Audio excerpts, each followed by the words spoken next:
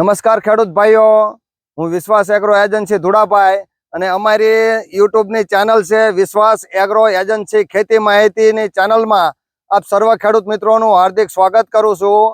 આજે અમે નાગડકા મુકામે એક પ્રગતિશીલ ખેડૂત જેમનું નામ છે માન્ય શ્રી મનુભાઈ નાગભાઈ ખાચરની વાડીએ હું તથા સંદીપભાઈ સાહેબ અદામામાંથી આવેલી એક નવી દવાની ફિલ્ડ વિઝિટની મુલાકાતે માન્ય શ્રી મનુભાઈની વાડી આવેલા, જેમણે અદામાનું ટ્રાસિડ 20 ml ના માપથી આજથી લગભગ 25 દિવસ પહેલા છંટકાવ કરેલો હતો અને જોગાનો જોગ સાહેબ આવ્યા અને મનુભા કે આવો અમારી વાડીએ એક વખત કે આ વરસાદમાં કેવું રિઝલ્ટ મળ્યું છે અને લગભગ 25 દાડાથી આ ફિલ્ડમાં દવાનો છંટકાવ થયો નથી।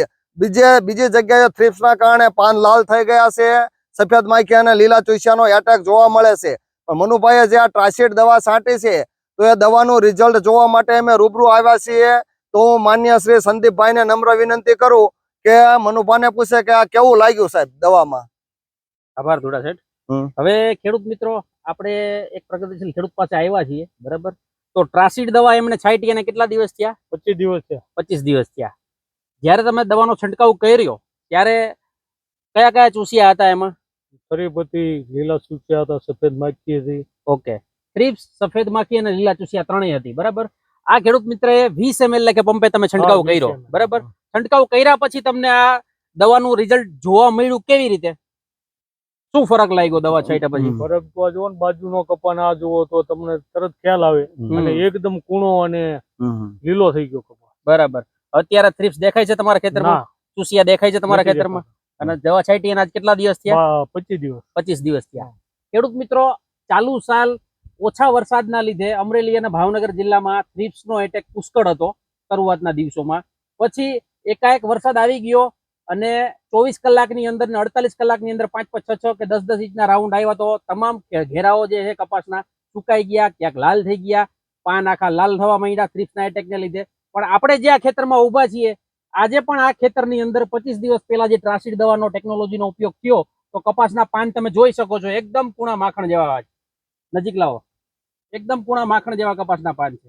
અને એની કમ્પેરિઝન આપણે કરીએ તો બાજુમાં જ એ ખેડૂત મિત્રોનું ખેતર છે, એમાંથી 2 પાન આપણે તોડ્યા તો એમાં આપણે નવા પાન જોઈ શકીએ કેટલો ફરક છે। દેખાય છે ખેડૂત મિત્રો? જમીન આસમાનનો ફરક આપણે કહી શકીએ।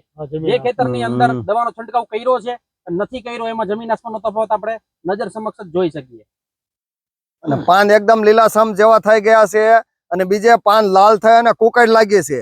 અને આજે ટ્રાસિડ દવાનો મનુભાઈએ છંટકાવ કર્યો છે એમાં કુકડ લાગી નથી। એમના ભાગ્ય છે કે આ દવા છાંટવાથી ખૂબ મજા આવી જાય અને બાપુને એમ કે છે કે આવડો હા શું કે બાપુ તમારો ભાગ્ય?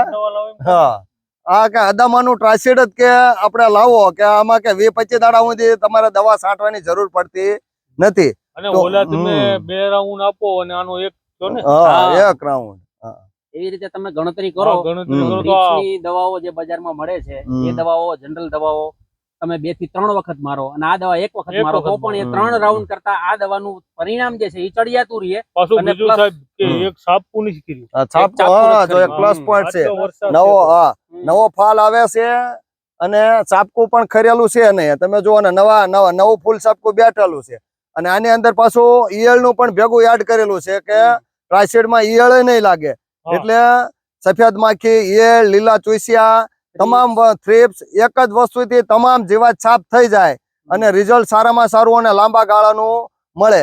તો વિશ્વાસ એગ્રો એજન્સી ધુડાભાઈ, તો સંદીપભાઈ અને અમે મનુભાઈની વાડી આવેલા છીએ।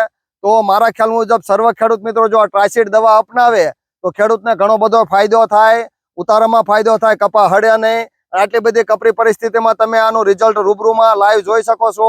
આખું ખેતર એકદમ લીલુંછમ જેવું છે અને બીજી જગ્યાએ સુકારો ને એવું લાગેલું છે, તો આમાં નાનું મોટું તમારો સુકારો પણ જોવા મળેલો નથી અને કોઈ પણ પ્રકારની જીવાત જોવા મળતી નથી।